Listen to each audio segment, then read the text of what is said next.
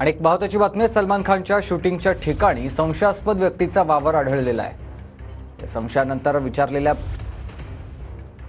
बिश्नोईला सांगू का असं उल्लेख या व्यक्तीकडून करण्यात आलाय।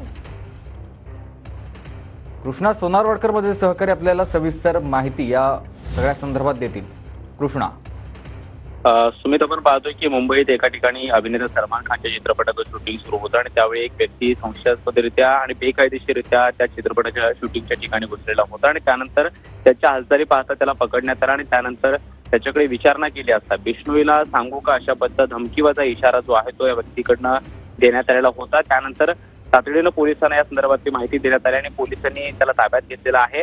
मुंबईतल्या शिवाजी पार्क पोलिसांनी या व्यक्तीला ताब्यात घेतल्याचं कळतं आणि त्या व्यक्तीकडे कसून चौकशी सुरू आहे। मात्र मागच्या काही वर्षांपासून आपण पाहतोय की सलमान खानला बिश्नोई गँगकडून सातत्यानं धमक्या दिल्या जात आहेत। त्याचबरोबर त्याच्या घरावरती सुद्धा हल्ला करण्यात आलेला होता आणि उघडपणे या सगळ्या धमक्या ज्या आहेत त्या बिश्नोई गँगच्या वतीनं देण्यात आलेल्या होत्या आणि त्यामुळे त्याची सुरक्षा सुद्धा वाढवण्यात आलेली आहे।